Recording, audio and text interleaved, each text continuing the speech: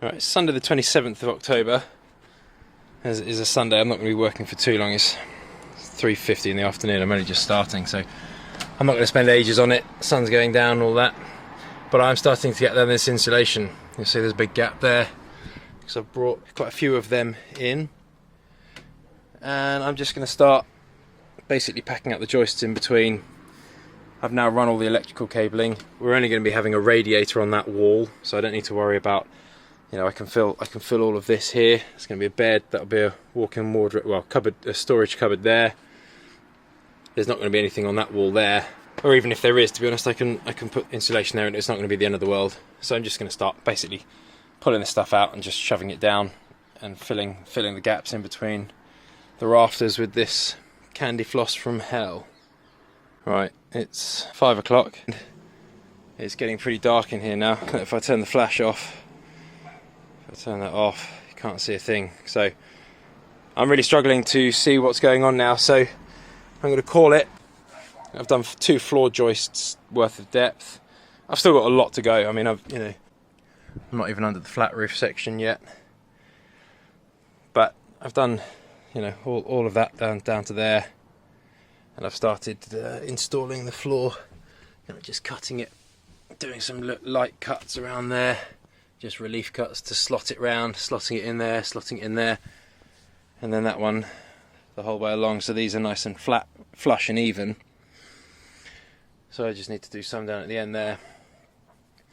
So I've started putting these in because all of this area now is done, and I can then start to walk on that a bit more safely, rather than trying to avoid stepping on what looks like there's flooring there, and it just isn't. That stuff's clouds. So yeah, I can start nailing some of these down, getting these boards in.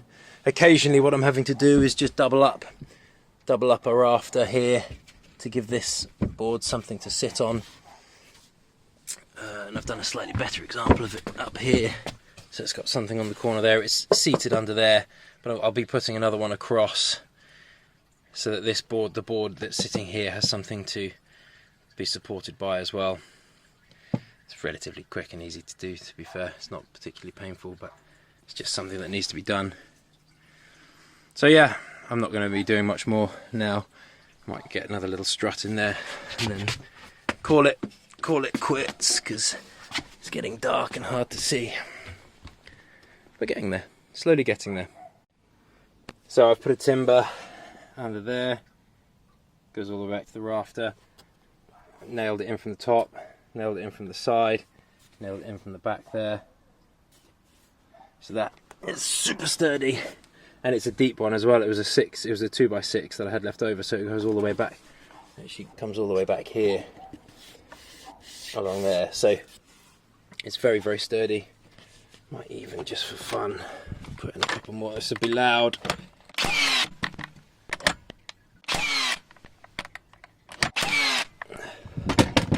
Put in a couple more.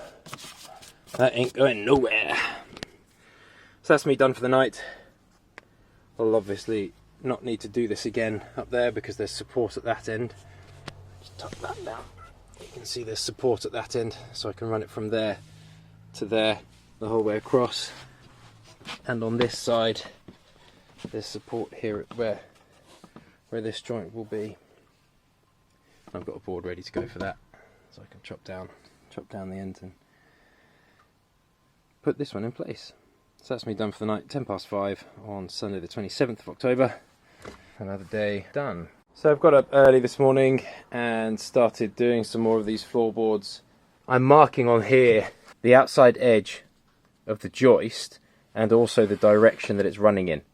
The reason I've done that is because here they double up, and then this one carries on and not this one. So it's important. You'd be amazed how quickly you forget where the studs are. So I've gone along and done that. And also what I'm going to do is I'm going to mark where the electrical cabling is, because the cable doesn't run straight along here. It doglegs up this way and comes along. So I've got to mark exactly where it is, give or take, so that if ever I'm, looking for it, or an electrician's looking for it, we know exactly where to go. If you're pulling up the carpet and you can see what's what. So it's a really important thing to do, to mark on the joists, or to mark on the on the floor joists where things are, so that you know what you're looking for.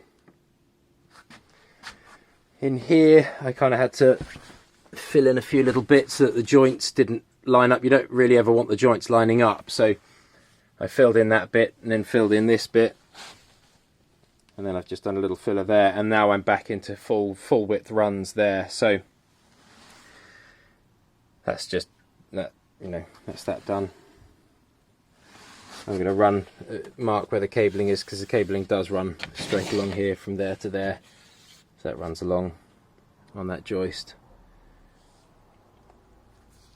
So yeah, I've got a bit of drawing to do, a bit of marking and making to do, and then I'm going to carry on filling with the insulation that I've brought down in over there. You can see some more out the window there, I think. Yeah, just through the glass there you can see some, and that's that other lot there.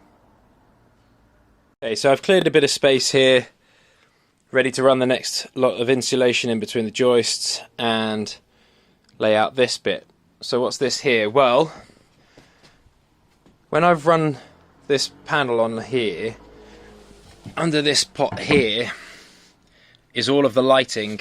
That's basically a lighting junction box for all of the bedroom lights downstairs on the first floor.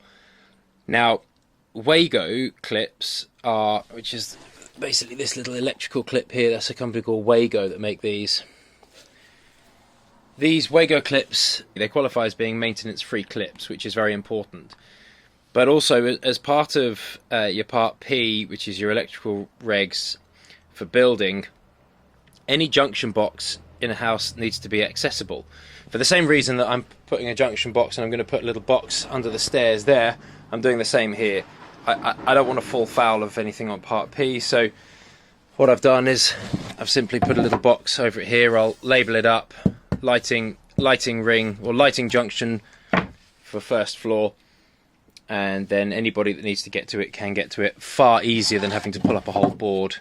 It's all there. I can screw this down, I can screw that down, it's completely flat and flush and level. And all I did is I did it at a point where the double joist was, and then I added a single joist on either side which fully supports the board and also leaves space for support for the next board that comes along here.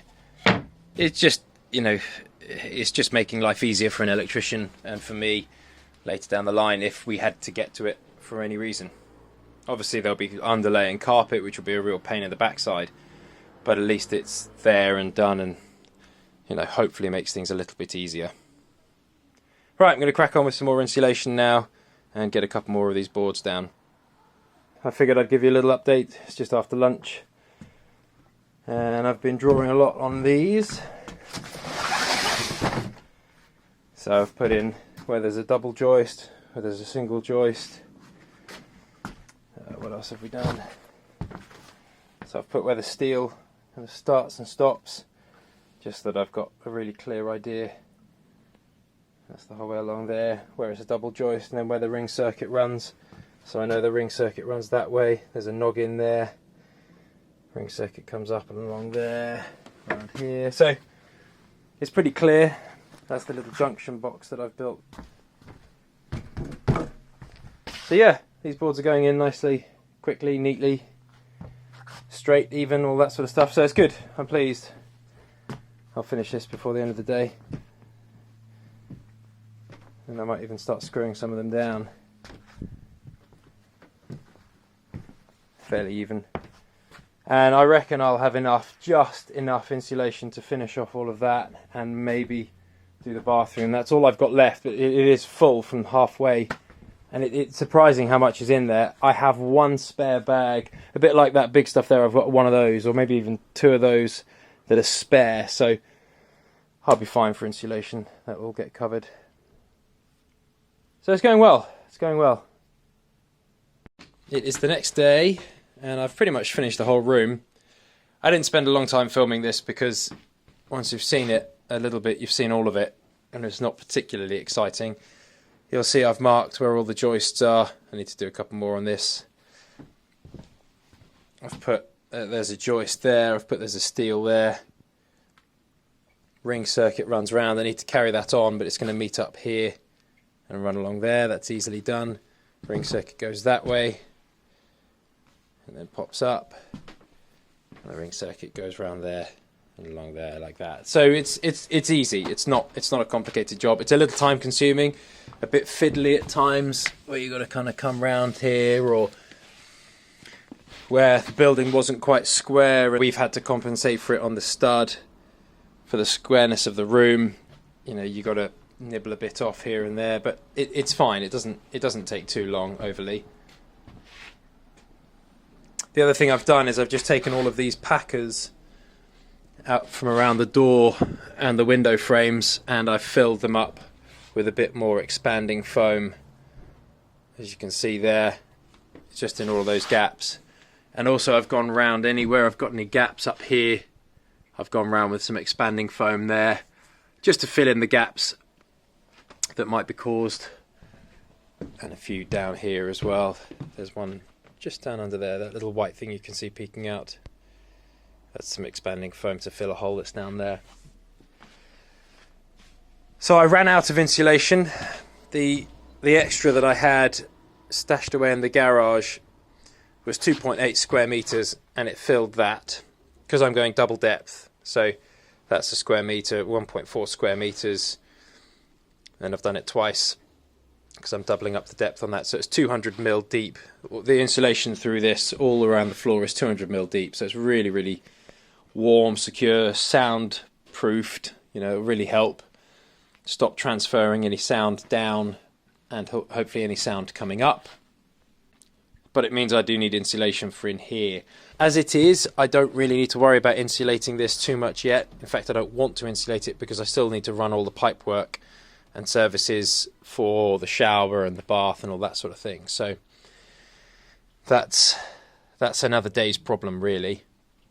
But what I am going to do is insulate round in here the whole way across, just so that the envelope of the building is, you know, insulated, and then all the pipe work can run in the middle. A lot of the pipe work here, the temporary pipe work from that tank that comes along, this poly pipe, the PEX, runs into the floor under here. So I'm not going to be securing that last board down, or the last two boards. I'll have those able to be taken up so that we can get to them, because the old cylinder is just down there. So a lot of this pipe work you can see runs into bits straight down there. So I'll leave it for now unsecured, as it were. When we come to sorting that later, I'll take a look at insulating this part of the floor here.